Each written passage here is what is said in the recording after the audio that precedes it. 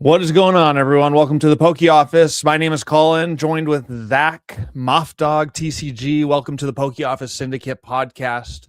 We're live on Tuesdays at 5 p.m. Pacific time, 8 p.m. Eastern time, and then available afterwards on my YouTube channel, the Poke Office, on all of the podcast platforms.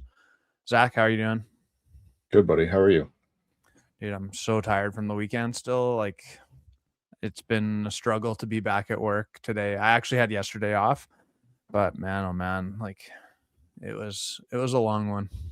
Needed a day off yesterday. Yeah. Especially driving back Sunday after two. It was basically what, like 10 and a half hour days really downstairs, probably 11 hours, hey? Like even longer than that in the grand scheme of things, really. Like what, we got there Friday night, kind of just did a little bit of prep at 9 o'clock p.m. And then we were down there at 7 a.m. the next morning. And the show actually was open 9 to 6 both days. Yeah. And then, of course, never sleep that good when I'm in a hotel and eating crappy, even though it's really tasty. Traveling, I never am the best, you know? No, especially when the hotel room is 30 degrees Celsius. Yeah. But pretty epic show for anyone not in the know. We are at Collectopia in Vancouver, British Columbia. A pretty big showing, like lots of famous people, they had the TCG Hall of Fame and the induction ceremony. Yeah. I think that happened on Saturday night. I didn't watch it, but I won't even be able to name them all. But Gary Haas was there. Steve Aoki was there. Jesse Peng was the one who ran it. And then who else am I'm missing a lot of people. Rusty was there. Yeah. Pat Flynn. He didn't get inducted into the Hall of Fame, but he was there for sure. Cool Trainer Ryan was there. So lots of big names. Denerion was there. So yeah, and like most of those people were in the halls like the whole weekend too. Like, yeah, they were very visible, which is awesome. Stuff like that. Yeah, it was awesome. Pat was doing a couple challenges, I think, on the weekend. And so you saw Ian and Gonzo following him around with cameras, and he'd be in the middle of shooting, and then he's like, taking a picture, or recording a video, or signing an autograph. For the 2 minutes I talked to Pat when he was at my table, I didn't have anything he was looking for, but I was like, man, you must just get so exhausted being Pat Flynn, being Deep Pocket Monster. Honestly, he did this in a photo, it must have been 300 times an hour. Yeah. And it's just nonstop. But he's just the most genuine, nice guy I've ever met, I think. Yeah. He's a great ambassador for the Pokemon space. He takes pictures with all the kids. He talks to everyone. It almost looked like he was making a serious effort. I'm going to go to every single table, make sure I introduce he's a great ambassador, which is amazing. Yeah. I saw him for 30 seconds at my table. Yeah. I was just like, hi, Pat, what are you looking for? And he showed me his thing. I was like, I wish I brought it, but I don't have it here. Yeah, for sure. Pretty cool. Spoiler alert. One of the challenges he was doing is the 25th Pokemon Celebrations, but all of the original cards from that celebration series. Yeah. We won't tell you how it ends. I don't know how it ends. I do. I was in the hallway when they filmed the ending of it all. Oh, did they? Yeah. Cool. We were leaving and I just was walking by. I was like, oh, they're shooting for the end of their episode because the show's done. Yeah. I met Young Ty. Young Ty in the chat. Goated Pulls was there. He was right across from us, and it was actually super annoying. Goated Pulls. Did he have a table? Yeah. Okay. I don't know who he is, but by the end of the show, I was like, I'm good. I don't need to hear that ever again. Oh man. Anyways, what was your takeaway? Rank the show on a scale of 1 to 10, and then give us a little bit more info than that. So am I rating it as the event, or just from a vendor from your vendor POV? As a vendor, I'd probably give it an 8. Okay. Honestly, I thought the setup was pretty good when we first got there Friday night. It felt like it was going to be kind of tight with 6-foot tables and only 6 feet in between the people that are back to back with the shelving and stuff. But because you got a whole block and we all knew each other, it was easy for us to work together to sort of maximize the space.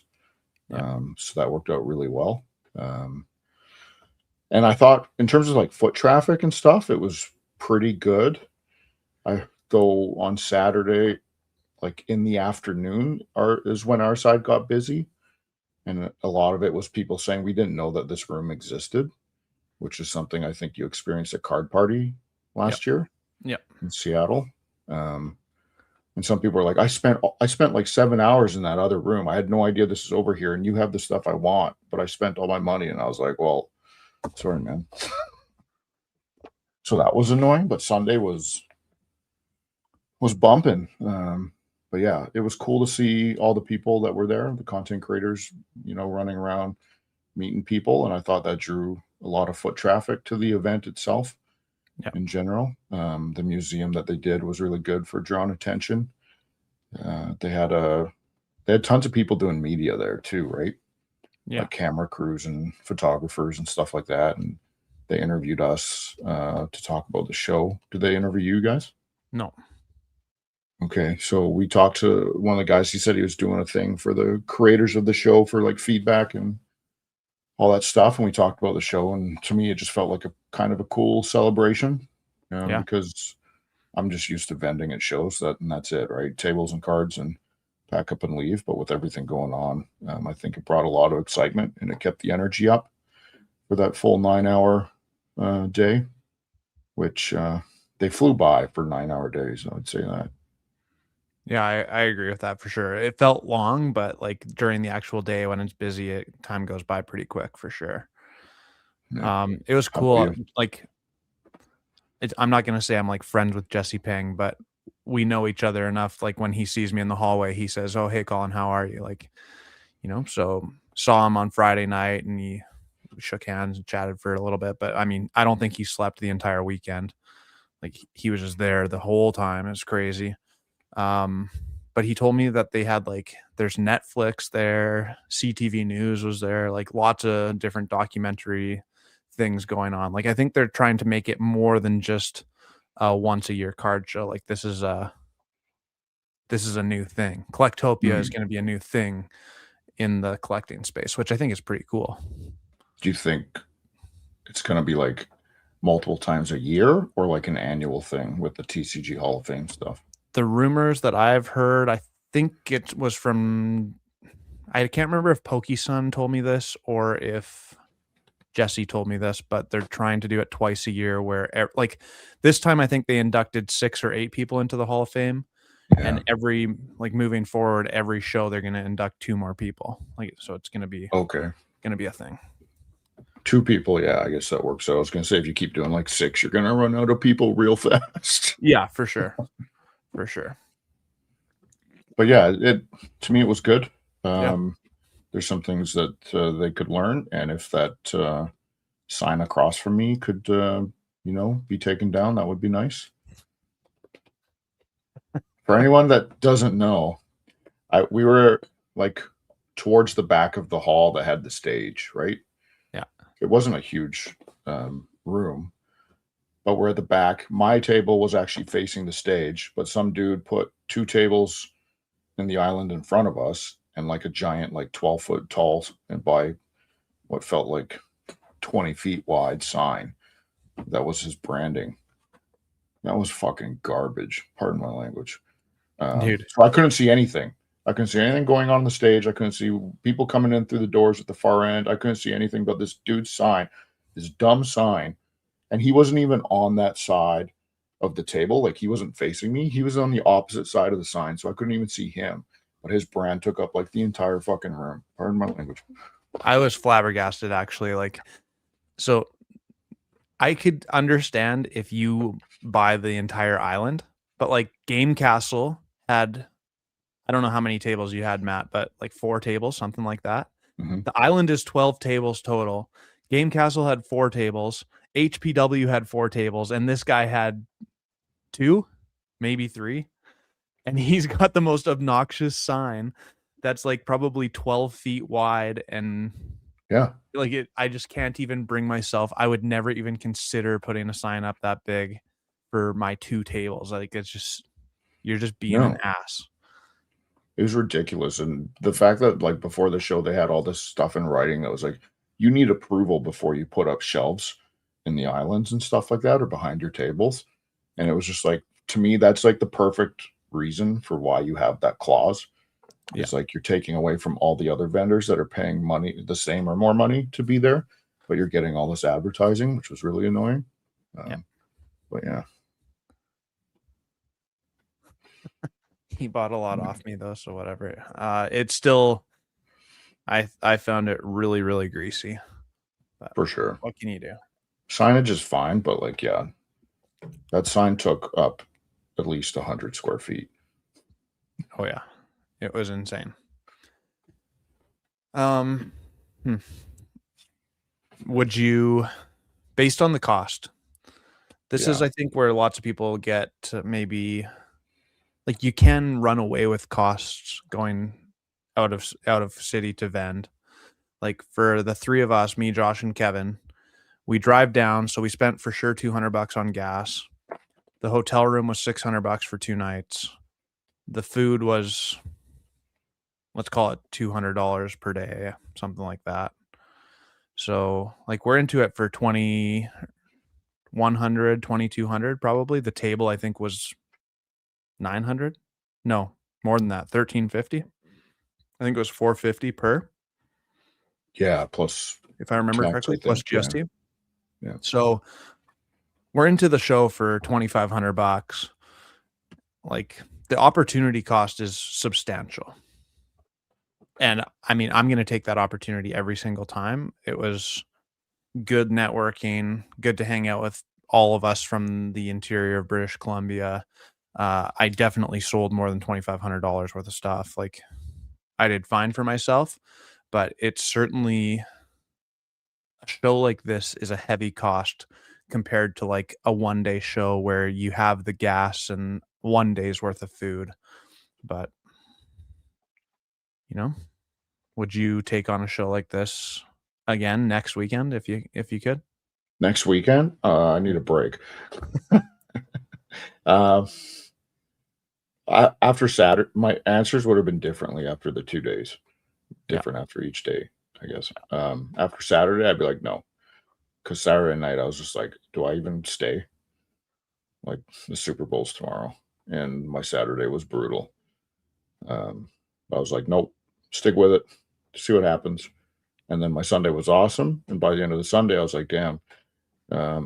Hopefully, if they do it again, and say it is the same venue, and the people going know that there's 2 rooms, I feel like I'll do just as well, if not better, the next time. And I did well enough Sunday to make up for the whole weekend. So I think I would do it again. Yeah. Nice. Yeah, I would too, for sure. Like, even if it wasn't amazing, I think it was a 6 out of 10 for me. Just in the grand scheme of things, but there's just no way that I would have moved that much product locally. Like, sometimes the opportunity cost, even though it's expensive, means that I got to move through a lot of sealed product. I got to re-up some inventory for the eBay store, like all of that stuff. Even if this specific weekend wasn't all that profitable for me, the long-term effects of this weekend are very profitable for me. Yeah. So, yeah. I mean, it's hard to move that volume in 2 days anywhere, right? And so if you think just about moving product, you don't necessarily have to look at what like your net profit was on the weekend, but the fact that you move that product out at a margin so that you can bring more product in, because it is a volume game right now for us, right? Yeah. So I haven't done that much in the weekend ever, for sure. Nice. And that's so combine it with the eBay store, it's just like, wow. Like, I think this weekend probably made up close to 25% of my total sales in the last 3 months. Wow. Which was insane. Yeah, really nice. But that's because I got to move some of the bigger stuff I've been sitting on that no one else wants to buy at other shows. Yeah, and of course, Matt, like big shows bring a different level of audience that you're not seeing on the regular local scenery every single day. So for sure, makes sense. Pack Hype Collective, what up, Colin? Love the content. Look forward to your videos. Hey, thanks, man. Appreciate that very much. Thanks for watching. And man, I didn't come out with a video yesterday, which was sad. It's the first Monday I've missed in a while, but I legit was just like, I had a doctor's appointment for my knee, and then I had to go get an x-ray, and then I was just like, I was on the couch. I was dead. It was an exhausting weekend for me. That's fair. Yeah. So, and you're standing a lot of it too, right? So I tried to stand like most of it. If we like do a deal, then I sit down to like be more at eye level with the person sometimes. I guess that's not really eye level if I'm standing and they're standing, but that made no sense. I don't know why I said that. I'm an idiot. But then I'll like sit down and price out the cards because I like to vend, and that's specifically one of the reasons why it's me, Kevin, and Josh. If I'm taking in trades, I want to get that back out into my display like immediately. I want to take advantage of the compounding. Whereas I know someone like Blake just puts it into a container because it's too much. So yeah, some of my stuff goes right out right away. Like I comp it and then I hand it to Emily and she prices it and puts it out. But then some stuff I'm like, no, I know that this isn't going to move here, so I'm putting it in my box and it's going on eBay. And then some stuff I'm like, okay, like this I'm cracking, so throw that away in the back, lock it up. Yeah, the tables were expensive, but they had to pay a lot of money, I think, to get some of those people there, right? I'm sure Deep Pocket Monster. So it's not that terrible, honestly. Yeah. And DJ, remember we're talking in Canadian dollars too, so that probably makes a difference as well. And I don't know, 2 days, fancy hotel. Yeah, like what is that? We're looking at a little over $300 a table for 2 days. $330 a table for 2 days. Yeah, so it's. I mean, normally we're paying $150 Canadian for a table, right? At most shows, that's probably the average. Yeah. So paying $225 a day for the table at a show that's more high end with all these people running around at a nice hotel. It's not terrible. And the hotel rate was good, even though the hotel didn't have air conditioning and stuff. But $250 a room for like downtown Vancouver is, yeah, you don't get that anytime. Yeah.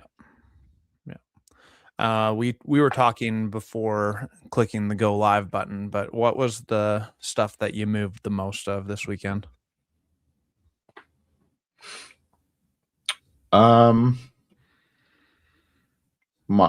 My expensive stuff, surprisingly. Yeah. I did three display cases. One was all slabs that were like $200 to, a few thousand. And then one was half slabs, half raw. And then one was raw from like $40 to $100. One display case was full of raw, and then a binder that was like $10 to $40. And normally it's the binders that carry everything, but at this show it was like I sold my Sabrina's Gengar first edition, my Gengar VMAX PSA 10. I sold another decent slab, and then 3 booster boxes. Evo Skies, Fusion Strike, Destin Rivals, selling PC ETBs, stuff that I haven't been able to move at any of our other shows. Moved with like little to no issue. I had so many people ask about the Evolving Skies box. Like it was actually kind of crazy. That is crazy. I think I talked to at least 10 people on Sunday about the box. and someone made an offer on my first Ed Shining Mewtwo, but it was too low. But the fact that I was getting, that much dialogue and interest in this more expensive stuff was really interesting. So I'm curious if I want to cater to that more next time. There was definitely a lot of big money there. Like, that's part of the reason why I maybe felt a little bit out of place at some points in time. Because if for those of you who don't know, like my tables are very modern heavy. I have lots of the new SIRs and lots of the new. I have some Sun and Moon stuff, rare XY stuff, but lots of illustration rares and special illustration rares, the new stuff. And then of course I got my sealed product, which is all new stuff as well.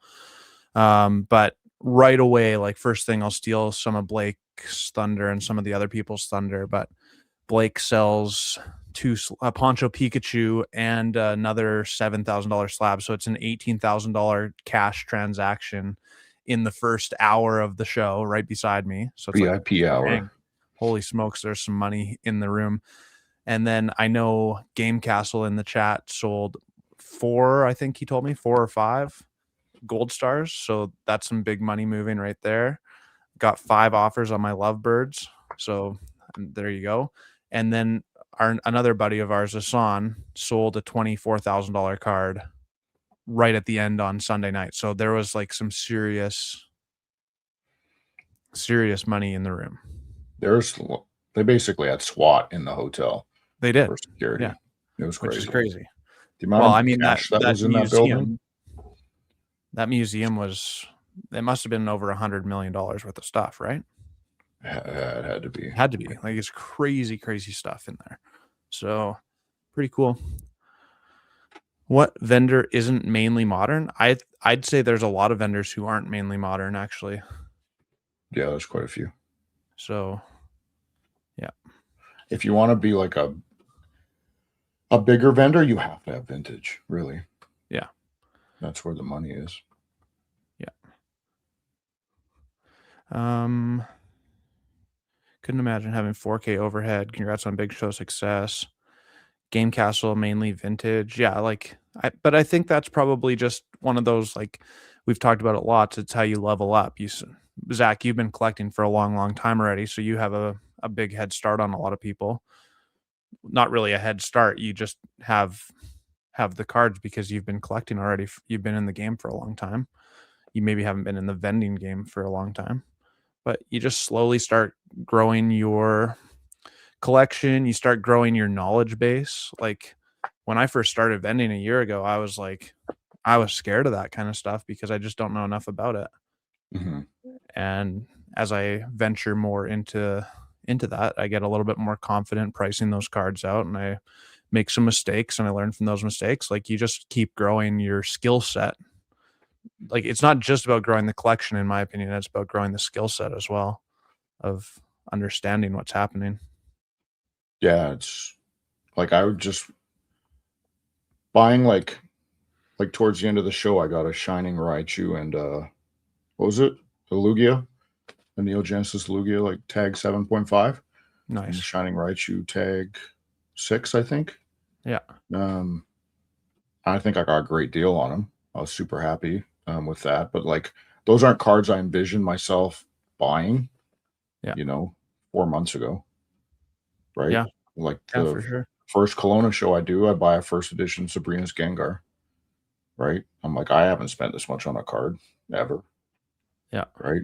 And here we are. And then I go to this show, I'm just like, I've never spent this much money on cards in a single day.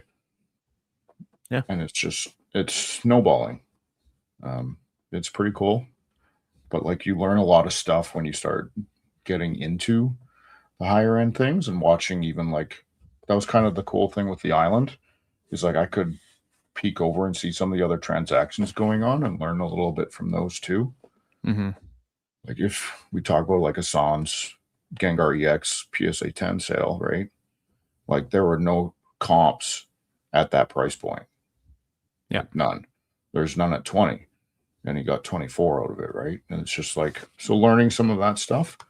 And the more rare a card is, the the more leverage you have as the seller, because you might be the only person in the building that has the car that this person's been looking for, right? Yeah, for sure. So it's it's cool to learn all that. I'm definitely not a high-end vendor. I was a small fish at this show, but I think I took a couple steps forward into getting higher end inventory, which is cool. I've been pretty open in the podcast here over the last couple of months about, like, oftentimes I go to a show and I recognize that I'm maybe even one of the bigger people at lots of the shows. Like, I wasn't at this one by any stretch of the imagination, but at lots of shows I go to, I'm one of the bigger vendors there, and I oftentimes feel very overwhelmed that I don't have enough, or that I don't have the right stuff or whatever. And I felt like that again this week. But and you just said you're a small fish, like that. Yeah, it's good to put it into perspective, because there's always people a lot bigger. But I mean, if you walk into the other room at this specific show, there's a lot of people who have one small table with one small display case. Like, it's easy to get in your own head, for me anyways. It's easy to find myself jealous, or find myself just really lacking self-confidence. But I mean, we're doing just fine, right? Like, I had a great weekend in the grand scheme of things. Yeah. So yeah. I wonder if it ever goes away. I have that feeling before every show. I'm like, should I even be, like this one? I'm like, should I even be going to this one? I don't have high-end vintage. I'm not a big fish. But like, you were just chatting and you're saying you sold your first edition Sabrina's Gengar. Like, and in that same vein, I recently bought a first edition Lugia from Neo. Is it Genesis? I can't remember which one it's from. It was a PSA. Got a first ed? Yeah, PSA 4. And like, I had never anticipated I'd ever own that card, because why would I? Yeah. And yet I was like, yeah, I'll take a risk on it. And it's like, what a sweet card it is. And that was the first big deal I made. Like, I made a couple booster bundle deals first, but that's the first deal. Oh, this is my chase card. I've been looking all over for it. Like, that's the kind of stuff. Well, and awesome. Like, that's sweet. And I got some cool cards in trade for that one. So yeah, there's definitely, as we level up these vending opportunities, like, there's people out there looking for their chase card that's not the newest SIR out of a set. Like, it's good to have a variety of things, because like you said, less comps on those type of cards. People are willing to pay just because it's a chase card and it's hard to find. So it's definitely an interesting way of doing it. I wonder if that's, I don't think there's a right or wrong way, but I wonder if that's like the more right way of vending, really setting yourself apart, right? Yeah. Honestly, the show, I did a post on Instagram about it, but like,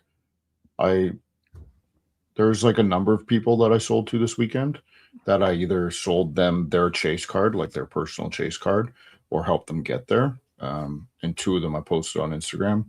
So my Gengar VMAX, the one kid, I swear to God, he spent 14 hours at the show just grinding, trying to get enough to buy my Gengar. And then another guy came to my show, to my table a couple times. We had some really good chats. And then he came to my table and he was like, hey, I'm so close to getting my first Ed Charizard slab, but I need a little more cash. And he's like, this is all I have left. And so I bumped up my buy rate a bit to buy his Evolving Skies ETBs and some other packs and things like that. And I was like, I'll up my buy rate. I'll give you the cash. I just expect you to come right back to my table to show me the Charizard. Like, that was it. And then like another girl was like going to school and she didn't have a ton of cash, but she wanted the Sylveon from the Radiant collection, the Sylveon EX. Yeah. And I had it, and she's just like, oh, that's the one. And we spent like 20 minutes working out sort of a trade with some cash, and I gave her a good deal. And she was like, that's it. That was the card I wanted this whole time at the show. Like, I found those 3 to be some of the more rewarding things for me at the show, which was really interesting. It was something that I haven't experienced that per se at any of our other shows. Like, there's always like people are like, oh, I love these cards, or I really want this card. But like, people to come and say, this is my personal chase. This is the only reason I'm here. I want this one card. That was kind of interesting. I think that's something really special about the weekend shows like this.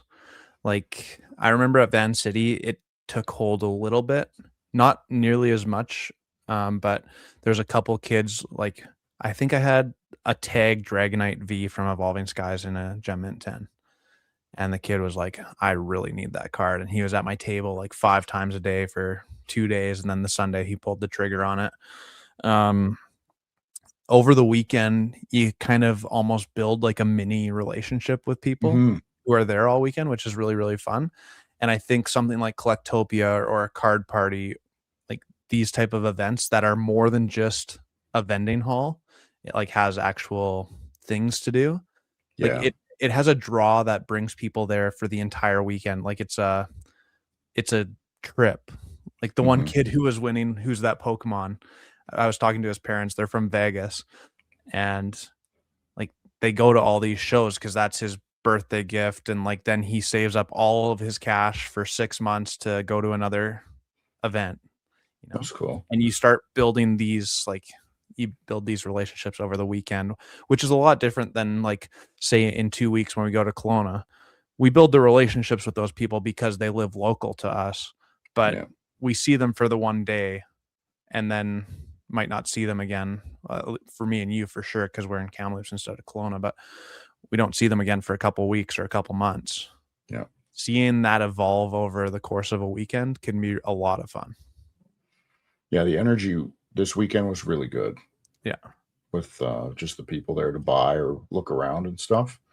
yeah, I think all that other stuff they have going on really contributes to creating that energy and that hype, and I think having the right people, like the right content creators show up was important too, yeah, for sort of setting that tone too, right? Because you could get people that aren't as friendly or as good ambassadors as you mentioned, Pat Flynn is, yeah, and that yeah, can really ruin someone's day. But the amount of people that came up and had Pat Flynn's autograph and were like, "Oh, I met him. He's so nice. This is so awesome." yeah, He really, I think, set a tone there. for sure. Any Dragon Ball at the show? It's been getting some more hype lately. I don't I know if didn't I see saw any. any. I did see quite a bit of One Piece. I saw no Dragon Ball, no Magic. On Sunday, I put some Magic booster boxes out, and a guy came to my table and wanted to buy some. He said, "There's no Magic at this place," which was surprising, Yeah, considering there was a bunch of Black Lotuses in the museum. I didn't see any Dragon Ball though, but I did not see every table. That's for sure. yeah. High-end Dragon Ball. Pokemoo collects. Were you at Collectopia? Like, I didn't do a ton of walking around either, so I mean, I might not be the Where best was it? judge of what I was went through around. like half the big hall, and I went through most of our hall. Yeah. So, There was a decent chunk of One Piece. yeah. I think we moved at our table. We moved 4 or 5 mangas. Nice. Yeah. Um, I think my friend Ryan, who's doing the One Piece at my table, was a little overwhelmed Mhm. um, doing this stuff. It was really his first time, like with the negotiating deals and figuring out the comps on the fly and all that kind of stuff. Yeah. And so I think he feels he made a couple mistakes that he's learned from. But I think he's happy because he wanted to move some mangas and he still has his manga Luffy, Yeah. um, So, the no big ticket problem. item. No problem. Yeah, so it's Yeah. still house money. So that was cool, and it was interesting how many people came to the table for One Piece and were just like loving the binder. And Brian would ask, "Hey, do you play?" They're like, "Nope, I just like collecting." It's like, "Oh, do you watch the show?" "Nope, I just like the cards." It was interesting. Hmm. Okay. Good to know. The big hall had the DBZ. Big hog, quite a bit of the big cards. Okay. Yeah. I I heard I that only room was walked through once, so I heard that room was a gong show on Saturday. People were saying they couldn't even walk down an aisle. next Collectopia is in August. I suspect that the group of us will be going again. Yeah. Would be my guess. For sure. I think I'd go again. Yeah. Yeah, I'd hope that they learn from their mistakes as well. I think overall, like I said, it was a really good event. I think there's a lot of things that could be improved upon, and I would like to see it at a different venue, but yeah, outside of downtown Van would be nice. I don't think that's going to happen. Hotel with a nice conference center attached, but yeah, they're probably not wanting to move it outside of downtown. Question, sir. Any tips on flipping cards? Best advice for newbie? Zach, I want you to tackle this one first as I gather my thoughts on it. Tips on flipping cards. Oh God, where do we start?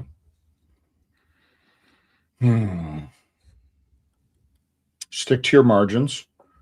Don't up your buy rates or your trade rates. Even if you, so when I say that, I mean, like, for me, I'm trying to stick to 70% cash and 80% in trade. I don't have unlimited funds to buy stuff. So being a little patient and passing on things at 80-85% in cash is fine with me, if it means that, you know, I can get something at 70. Okay, so that's one. My second tip would be, if it's older, mid-era, or vintage, or if it's in like a varying condition, not near mint, do not use collector to determine the market value of the card when you're doing your comps. Use recent solds on eBay or on TCG Player if you're in the States, because collector is wrong. I just went through a binder and I comped it out with eBay recent sales, and then I went into collector and I put the same, I think, 30 cards in the same condition, and collector was off. Sometimes it was 5x what the actual recent sold was for like a moderately played older card. Like, I'm talking, it sells for $40, but in collector it says it's 200. Like, crazy differences you can find in there. So those would be my two biggest tips to start. So, insight into this. Me and Josh and Kevin met the CEO of Collector. Oh, a brilliant guy. Like, really liked it. And it was like the most, like, I can't think of the stupid word. When two things happen at the same time. Coincidence. Holy smokes, can't get there. Josh was showing me that, like, this pricing in collector seems really weird right now. And then the collector guys walked by right then, and oh, that's a bug. That's a new thing we just rolled out, and that's not supposed to be doing that. So we found a bug in their system, which is kind of cool. What was the bug? They were like, it's not a bug on mobile. Josh was on his laptop. So just on the desktop version of Collector, it was converting from USD to CAD twice. So it was doing the 1.3 something conversion twice. Interesting. Yeah. Anyways, so that was kind of cool that they see that. And then we started chatting and blah, blah, blah, and got to know them a little bit. And he bought 5 cases of Ascended from me. So that was kind of fun too. And where was I going with this? Oh, I asked him about the conditions, because I said, like, I've been burned a couple times using the conditions from Collector. Yeah. And he's like, yeah, we just we do it on a scale. Lightly played is 80%, moderately played is 60%. And don't quote me on these numbers, because this isn't exactly what he said, but that's same formula. It's like 15% off if it's LP. I went and I did a little test myself, and damaged, I think, is maybe 40%, which in my mind is too high. He told me that they talked with the TCG Player guys, and that's exactly what TCG Player does as well. Yeah. Because the issue is, as he was saying, like, yeah, we could track lightly played sales and moderately played sales, but so many people's definition of lightly played and moderately played is so out of whack that we'd have tons of complaints with that way of doing business as well. So my recommendation to them would be to increase their percentages in terms of the discount in that scale. Like lower. Yeah. Lightly played is 50%. Instead of 15% off, make it like 20 at least, in my mind. Yeah. But you can never track that perfectly, like you said, because we can go on eBay right now and find 100 cards that are labeled near mint that have entire edges that are white. Like, it's just It's impossible to get it accurate, right? So it's tough. Back to this question. Any tips on flipping cards? I think my main thought on this matter is always what I talk about: leveling up. Start with something that you are familiar with and get really good at something. Like if you really like vintage, get really good at vintage. If you really like modern, get really good at modern. Like don't spread yourself too thin. Stay in your own lane, and as you become an expert on that, then branch out a little bit. I think that limits the amount of mistakes you make, because big mistakes are very, very costly. It can sink you. If you make little mistakes, 1 out of 10 or 1 out of 20, like the amount of times I make little mistakes on modern cards now, because I've done it a lot, I don't make very many mistakes. And the more I get into vintage and into black and white stuff and into all that kind of stuff, the less mistakes I make. So I think it's important to learn as you go and like just start small and grow. Another thing that I think is really important, because my good friend Josh, who always helps us, is trying to grow his business as well, and he's at a much different position than me and Zach are. Relatively small, not a ton of funds to work with, but occasionally he's taken on, like, I remember probably 4 months ago, he bought the Tyranitar V from Battle Styles. And it's like, okay, cool card, but you have, let's say, like $2,000 worth of value at your table, and you just picked up a $300 card. The percentages are all wonky. Like if that card loses some value, or if that card sits for 5 weeks while you're not selling it, your table is like, it's out of whack.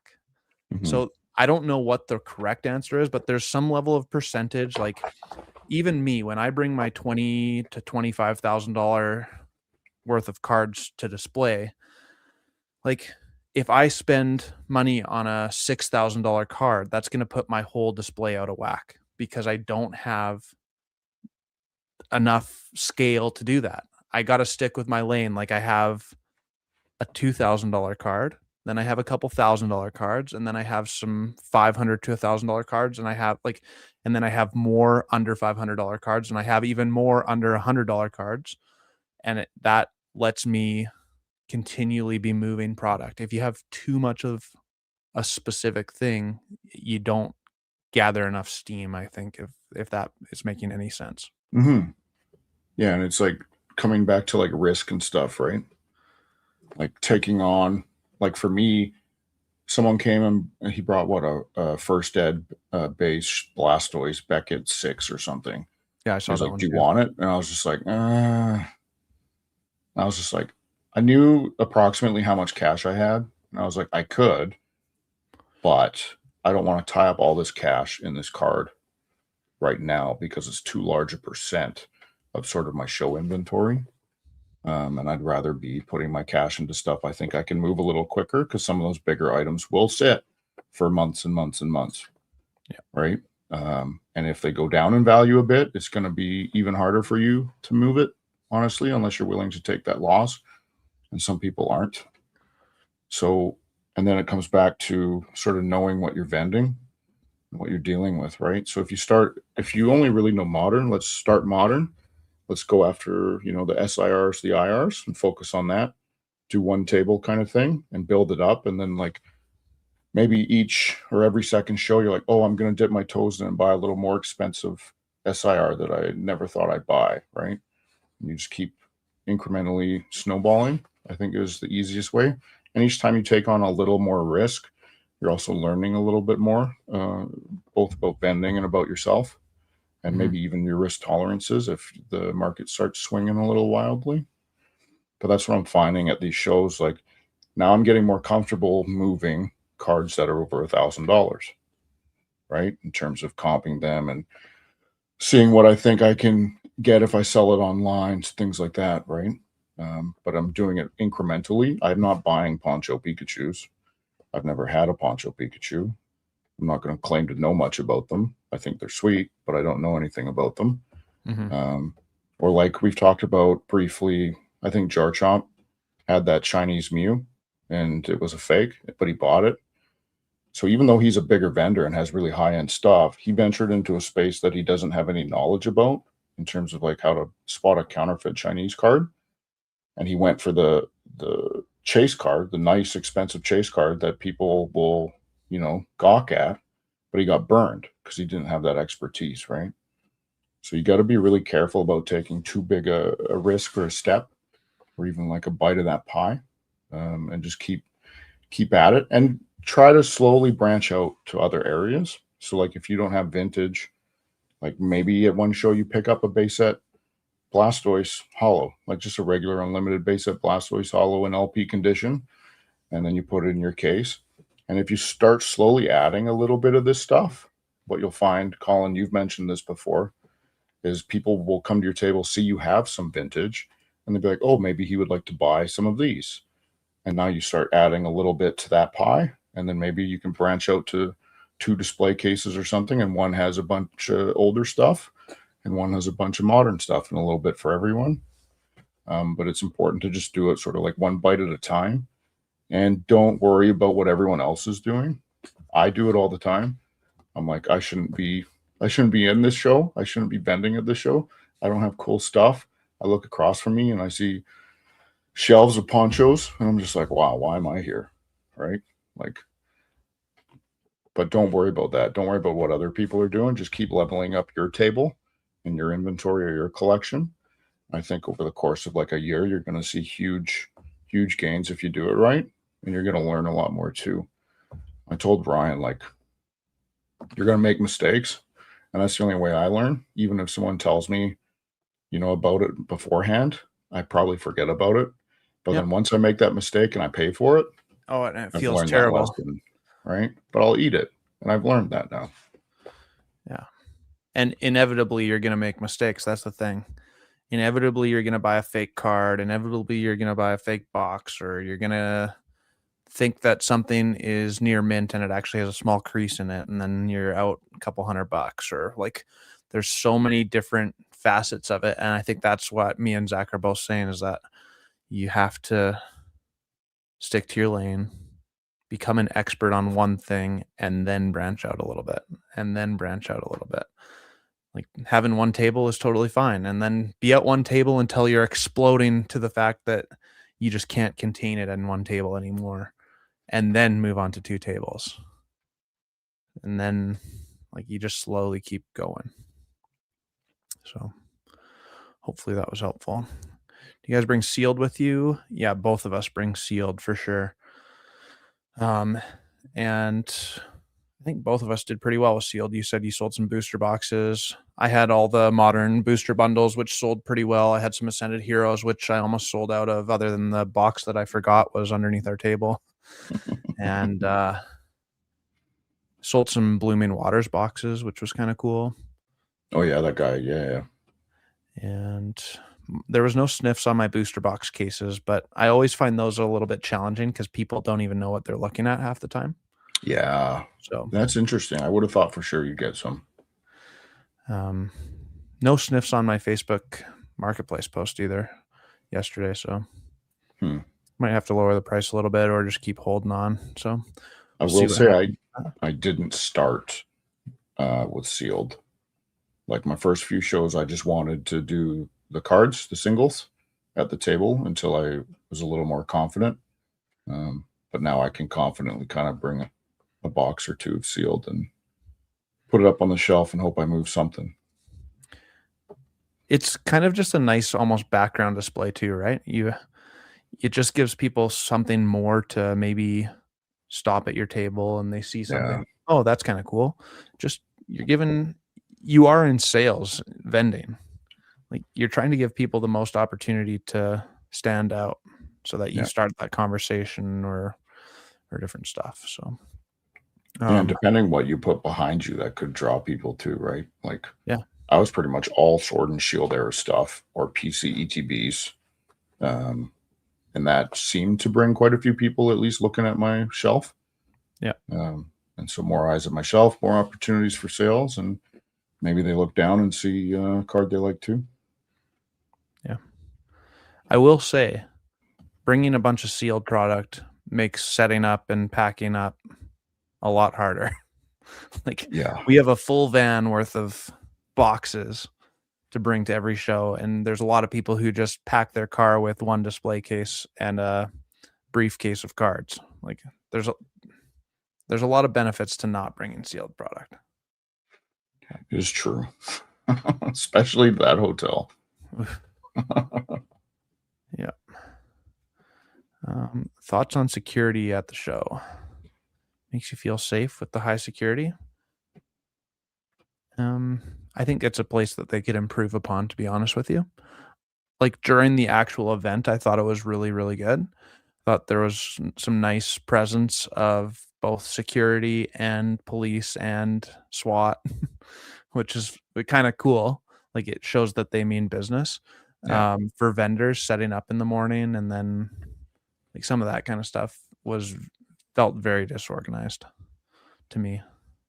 But yeah, and like the check-in and stuff, to me, there wasn't security. Like when I came down Sunday morning to see you, it was like 7:45 or something, or 7:30. And check-in opened at 7, and there was like no one at the table. They didn't ask for a sign-in or wristband or anything. It was kind of weird. And I don't know what they did with that hall that we were in, because it had the stage and stuff, right? And they're doing stuff after the show, I think, in there. So I didn't leave anything. Did I leave? No, I don't think I left anything downstairs Saturday night. I think I brought all the sealed up with me.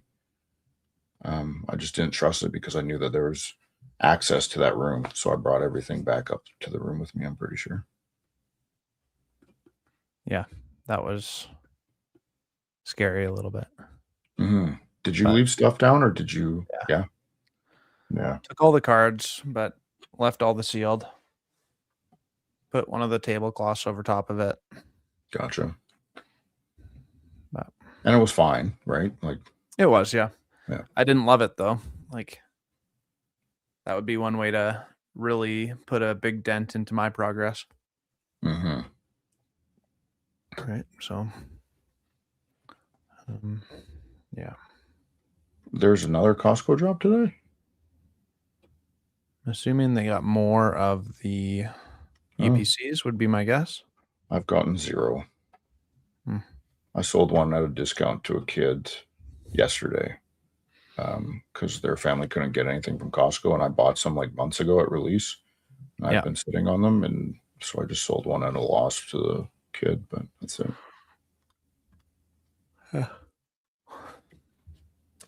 I had my parents go grab 2 each on Sunday when it dropped here.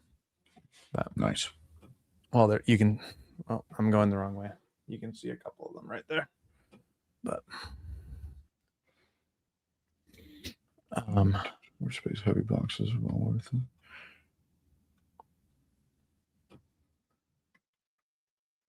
Yeah, vending sealed is a bit of a pain, but it is. Honestly, I found that like transporting it is just the biggest pain. Like, if for me, I don't have cases like the cardboard box cases that they come in, so I have to figure out different ways to transport them. So now I have to put them all in like acrylics or protective boxes so I don't rip them when I'm packing them and unpacking them and transporting them, which is a bit of a pain in the ass. Yeah. Like, I ripped a Phantasmal ETB, a PC ETB. And so I just put it on my table, the sticker that said make an offer. And it sold on Sunday, no problem. Yeah, actually, ironically, I had straight out of the case of Destined Rivals ETBs, 4 of them had a big tear in them. Yeah. It's like, come on. And they all sold, so give people a couple good deals, and it wasn't too bad. But yeah, it's a pain. Oh, they didn't wrap the booster bundle in the Costco drop? Cut and scalp. Which one? I don't know what. All the bundles I got were wrapped. Yeah. Right? The prismatic ones were wrapped, and the Surging Sparks ones were wrapped. Kevin Clear, what kind of bundles are you talking about? Because I've never seen Costco without plastic wrap on it. It's like the ETB and the bundles were plastic wrapped, and then the bundle itself was plastic wrapped, if I remember. Yeah, for the prismatic one, it was for sure. Speaking of like the sealed stuff, though, like you guys sell different kinds of seal too. Like you guys do collection boxes and stuff, which is even more of a pain in the butt, right? Yeah. What back to the sealed. Sam's Club prismatic new ones are not double sealed, just outer, but that's new one I see. Okay.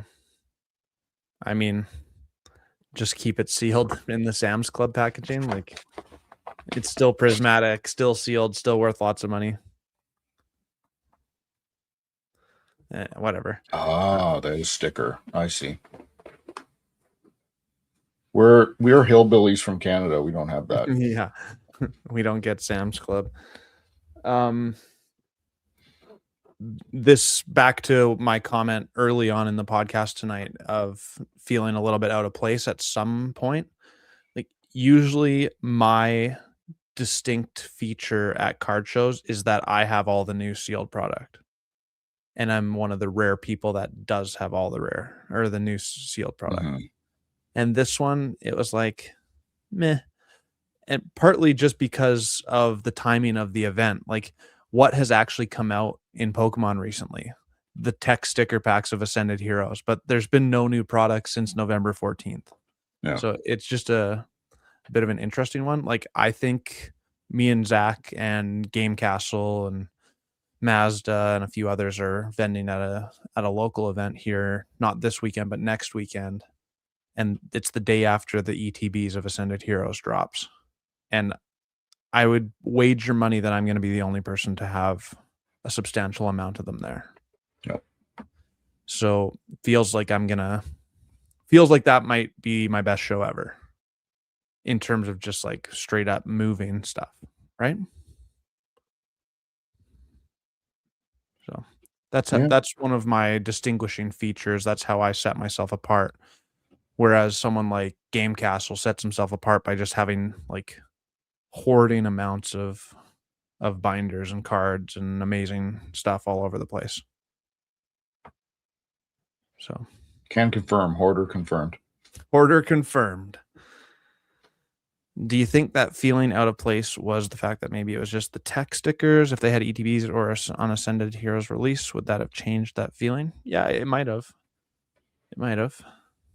There's definitely a lull in the Pokemon industry in general of lots of pushback on the high price point of the tech stickers. And they still sold. Like, they sold no problem, but there was a lot of people. How much are you asking for those? 55.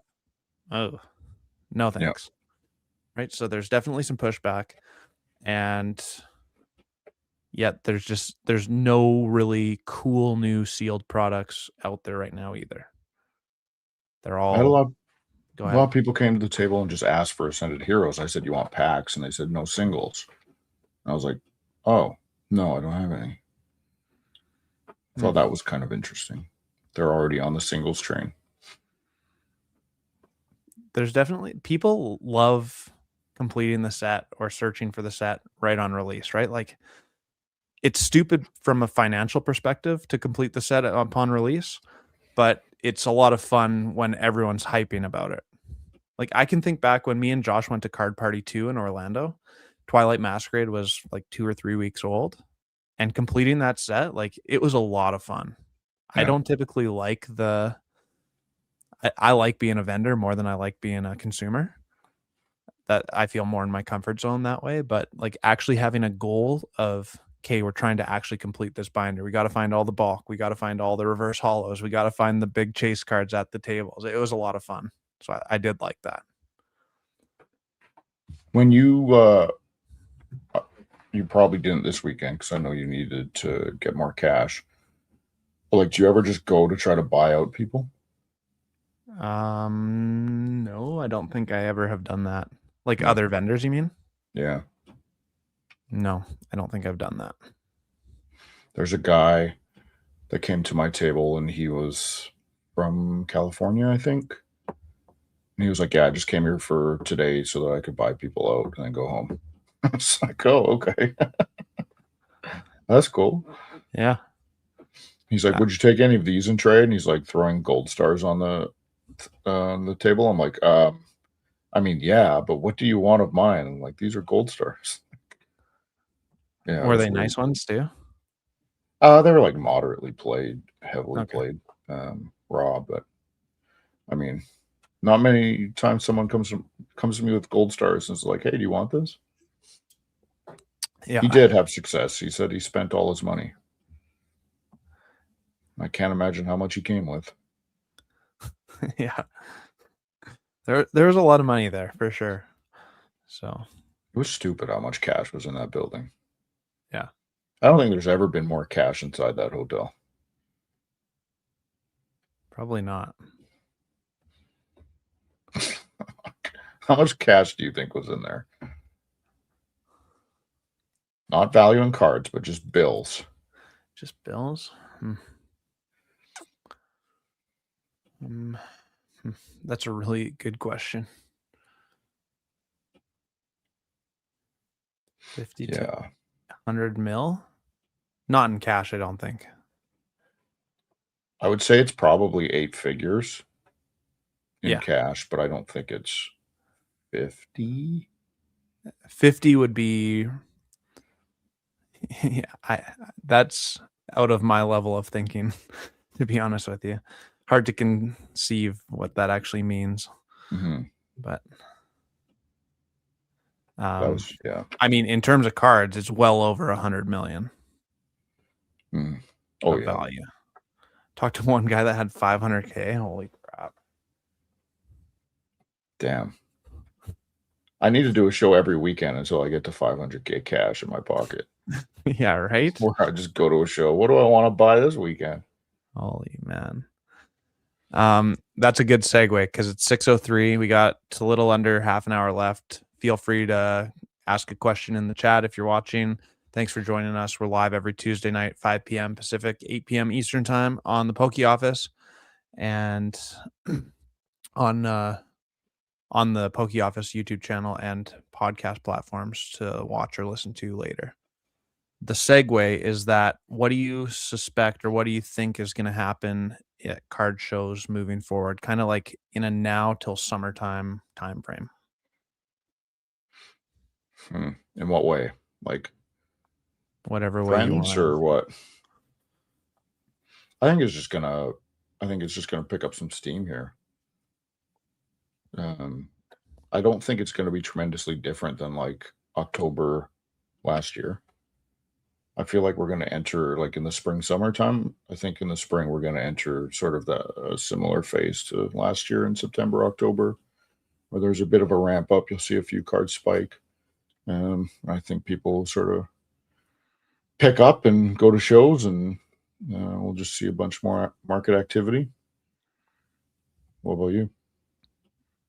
I think probably the same. Yeah, I'm really looking forward to it. This weekend kind of felt like the start of the next 3 months of getting busy doing card shows again after a couple months of not doing too many. So like we got this weekend off and then big Kelowna one next weekend. Weekend after that, I think we're going to the casino card show in Burnaby, and then there's a Kamloops one, then there's a Salmon Arm one. Like it's pretty quick. It's going to be really busy. Yeah. So I think that's good. I'm excited. I'm excited to continue growing. Sometimes I get lost in translation of like just seeing the bank account and the sealed product and the money, and I don't take the time to recognize that, wow, my binder is looking really good right now, or wow, my display case has grown by X amount of dollars in value, or like my little display case of graded cards is a lot nicer than it was before this weekend. So I don't need to be, I would like to be more noticing that kind of stuff. Like every weekend, I should sit back and think, even though I have these reservations of what Collectopia was like, it was still a really good weekend for me. And recognizing the victories as they come rather than just being, oh, I got 6 card shows over the next 3 months and whatever happens, happens. Like, I want to be grateful that I have this opportunity because it's pretty amazing what actually happens when you work hard at vending. Yeah, and it's hard to like almost realize sort of the gains too, in a sense. Yeah. When you're caught up in the hustle. Yeah. Favorite but part, I sure like being caught up in the hustle. Like, legitimately, I love it. I have so much fun at card shows. So yeah, when stuff's flying in and out, I'm just like, oh man, this is fun. Yeah. Mazda asks, what was our favorite part of the show? Mine was Sunday, so lots of transactions, lots of deals. I got to pick up some cool stuff. It leads into B-Rock's question. I'm going to leave the room and go find my favorite pickup. Wait, it might be in here. Give me a minute. Colin, what was your favorite part? Favorite part of the show? Cajun chicken sandwiches. Just kidding. That was good though. It was a lot of fun because we all were close by with each other for all the interior British Columbia folks. So it was cool to all hang out and meet some cool people. I mean, the Pokemon scene is a lot of fun. I love every weekend talking about Pokemon cards. So I just like it, I found my community, right? I found my community starting my YouTube channel, found my community doing card shows. I found my community doing this podcast. Like, all of this stuff is really what I live for. It's amazing. So I think that I just being involved and surrounded by it is my favorite part typically of a card show. I'll go grab my favorite pickup as well, so you show off. This weekend was really fun being with everyone. Okay, favorite pickup. I got 4 here. Got Shining Raichu, tag 6. Lugia, tag 7.5.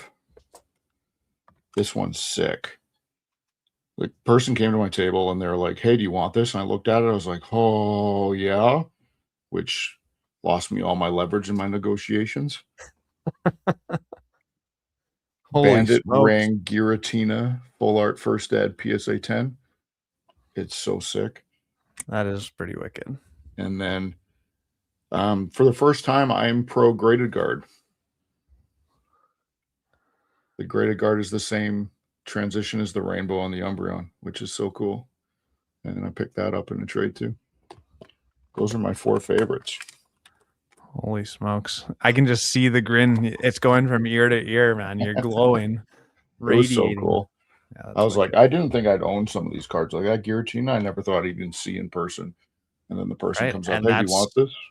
That's some of the coolest things about vending. Like, you get to touch and you get to own some of the coolest things that you never thought possible, which is so awesome. Here are mine. So picked up these 2. I'll put myself on full display here too.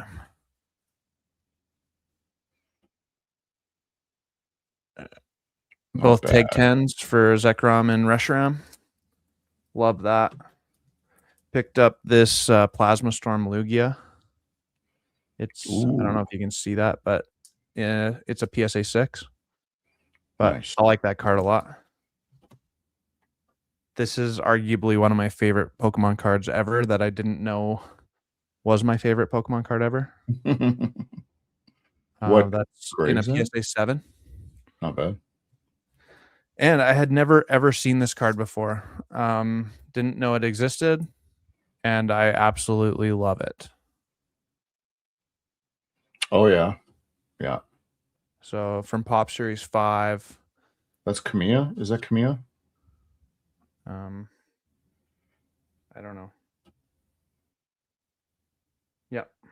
Yeah. And Pikachu riding Whalmer. It also has, like, it's the error version. My ring light is hard to get past, but like the Pokeball is upside down on the back, which That's supposedly when I looked it up is actually like the less rare version of the card. But still thought that was just the coolest card ever. So, yeah, kind of fun. Who sold you the Reshiram and Zekrom? I remember his face. I don't remember his name. What did he look like? Was he wearing a baseball jersey? No. No? Don't think so. I was going to say, if that's the guy that sold me the Lugia and the Raichu, it's like, why didn't he bring that to me? It was a Asian guy. Okay. But anyway. Was he the one that had the Lugia too and the Gengar? I don't think so. No. A lot of people were using those stickers, hey, for pricing. Which ones? All those slabs had the like longer translucent colored stickers those for are the mine. prices. Those are those yours? Okay. Yeah. Where'd you get those? Dollar store. I really like the tag slabs. I do too. I hate trying to sell them, but they sure look nice. Sure look nice. Can't decide. Did you see that PSA upped their prices today? Yeah, I read that email at 6 a.m. So I was thinking that I might send those two Zekrom and Reshiram cards to PSA. I've also wondered if I should just send them back to Tag to get like the out of 1,000 score put on them. Can you look up that score if it doesn't have it? No. Oh, people can't see you. That's awkward. Oh, that's okay. They don't need to see me. Yeah, PSA raised their prices. Unsurprisingly, I mean, from a business perspective, if you have too much demand, you should be raising your price so that you can keep your service consistent. And maybe reduce the number of junk slabs that are out there. But yeah, it was quite a bit too, wasn't it? It's like $6 or something. I will show you.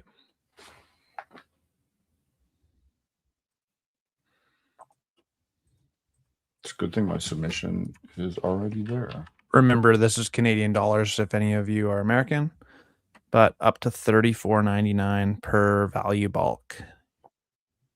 Yeah, that might be $7. I think it was $26.99. Oh, $8? Might have been $27.99. Yeah. It's substantial. These ones didn't change. Like I just submitted one at this level recently. Didn't change. So these ones stayed pretty similar, I think. I think the value one right here is up a couple bucks as well. Yeah, I've got the email. There's 4 or 5 tiers that were affected. Yeah. So that's that. But yeah, you're right. It is what it is. And I mean, sometimes I see graded cards of like the $2 EXs. It's like, why did you send these in for grading? Yeah. It just annoys me that people put them in their mystery bags, cards that absolutely no one wants. Yep. So they up the price of value bulk, value plus, value max, but they also increase the turnaround times on all of them, which is incredibly annoying. Yep. 95 business days for a bulk submission. It's dirty. So. That's cool. Mazda says, I've already noticed that trade rate isn't what it was 2 months ago. People want more for their cards. Did you notice that this weekend? No more than usual. I think part of it was the people that were there, and there were vendors going around trying to trade stuff that they couldn't move as well. Like I had a few vendors come to me and they're like, hey, would you take this on trade? I'm like, yeah, I would definitely. And they're like, what are you trading at? I was like, 80. He's like, I'm not doing 80. I'm like, well, why would I? He's like, I want 90, 95. I was like, why would I do that? Yeah. You can't move it. You don't want to sell it at your table. So why am I going to want to sell it at my table? and take it in at 90, 95. Right? Yeah. I had a few of those, but most people were happy to do 80. Yeah. I think I either paid, it was pretty much 70% cash on all my buys, except one, and 80% trade on all my trades, except maybe one. Yeah, I think that, I think we stuck to our guns with that as well. I paid a little bit more. I paid closer to 90 on the Reshiram and Zekrom, but I was kind of just too horny for the cards, so.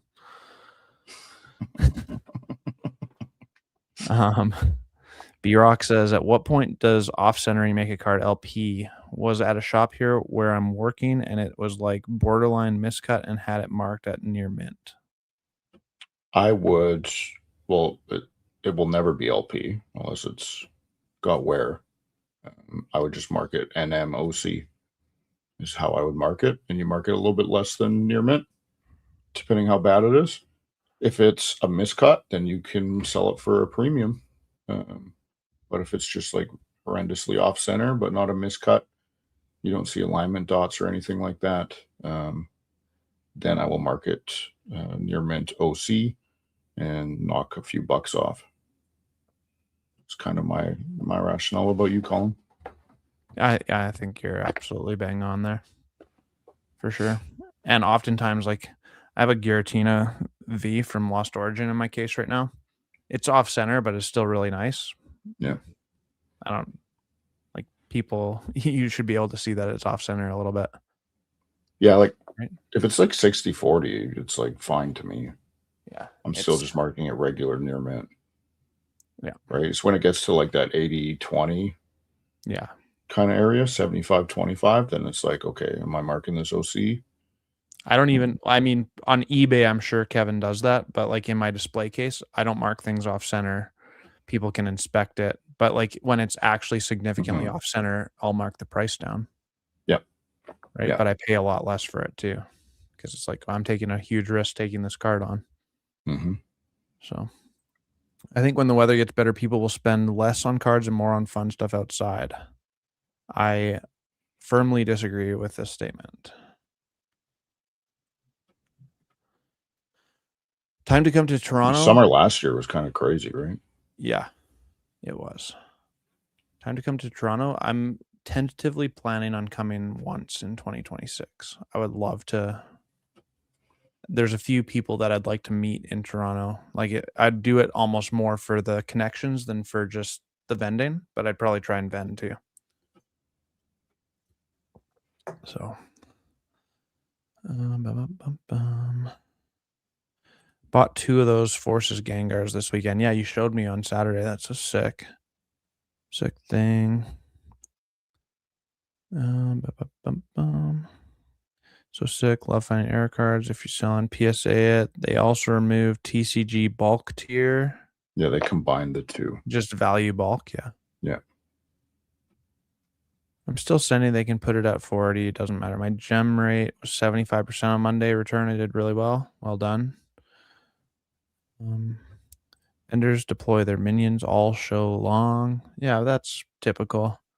The guy I bought the Lugia and Raichu off of. Yeah. He said his friend was vending and paying him a cut of whatever he could move his cards for. And I still got them at a really good price. And I was like, sure, win. Cool. Dang. Okay. I don't think trainer galleries are junk slabs or were junk slabs in my mind. When I think of junk slab, I think of reverse hollows, non-hollows, hollow rares, regular EXs, maybe like regular / undesirable VMAX, V-Star, Mega EX type cards, like $1 full arts is what I think of as junk slabs. I think all the art cards are reasonable to slab in the long run. The reason people do it is the margin that you're making in terms of a return can sometimes be much higher than some of the more valuable cards. But like those trainer galleries were incredibly difficult to 10 early on because they all had those frayed edges, right? Yeah. I was talking to a buddy that I've talked a lot with online and done a lot of business with online, but I've never met him, from Toronto. And he was probably a year and a half, 2 years ago on a similar path to me, like growing his allocation, doing that. And he's kind of strayed away from that and moved more into just grading plays. Oh, really? And yeah, we were talking about that. And he was telling me, like, oftentimes it's I don't think he does the junk slabs like we were talking about, but some of the $3 to $10 illustration rares, like the margins are so good if you can 10 them. Mm-hmm. Like oftentimes it's 5 and 6 and 7x rather than like this white Reshiram is a $500 card and it's worth a little over $1,000 as a 10. Yeah. Like it's a 2x thing. Some of the smaller cards are a 5x thing. Yep. So there's some serious After the money to be grading made cost, when you're grading hundreds of cards a month. Yeah, it's a volume game, but there's better returns on a lot of that stuff. Yeah, it's funny. I had a kid. He must have been 5 or 6. Come to my table and look at a couple of my PSA 10s, and he's like, "I'm just looking for a black label." I was like, "Damn!" And he inspected some of my cards for like 5 minutes each. Really? And I was just like, "Yeah." And he was 5 or 6 years old. I was like, "That's crazy." That is crazy.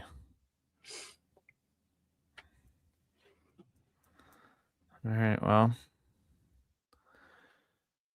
that's gonna wrap us up, I think, tonight. Yeah, almost made it an hour and a half. Yeah. Sorry we don't have a ton of energy. I think we're both burned out. We're tired, but I think it's been a good stream. I think we actually brought a lot of heat. If you're like interested in some of our kind of opinions and strategies, I think this podcast is one of our best yet, even though the energy wasn't high. Yeah, just in time for show season. Yeah. So appreciate y'all being here for sure. Make sure to hit the like button. If you're not subscribed to the YouTube channel, subscribe. Go listen on the podcast platforms. We'll be back on Tuesday next weekend. Blake Stoys will also be joining us next week again. And if you're in interior BC, come check out the Okanagan Collectors Fest on February 21st. All of us are going to be there. It's going to be a good time. And I think that's it. Any closing thoughts, Zach? Nope. But this weekend makes me want to do more shows. That's for sure. Definitely, you get the itch. I think most people can probably relate in the chat that when you start doing shows, you get the itch and it's exhausting and it's a lot of work, but man, it's super fun seeing new cards, doing the buys, doing the sells, meeting new people, all that stuff. Like it is a great time every time. Yeah, Pokebonks. We're champs, baby. Go Seahawks. But yeah, this weekend was really fun. So thank you, Colin, for giving me the opportunity to go to the show. It was really cool to have that island. It was. To shoot the crap with you guys and go out for dinner. That was nice. I had a great time. It made the show, for me, it just made the show more enjoyable. Doing it all like that. So yeah. Agreed. Okay, everyone, take her easy tonight. And I mean, if you're free, come hang out on Thursday night. Gonna do some more ripping on the live stream, and I gotta record my tomorrow video right now. So time to get the energy up. I'm gonna do some jumping jacks in the back. Okay, everyone. Talk to you later. Have a good night. Adios. Peace.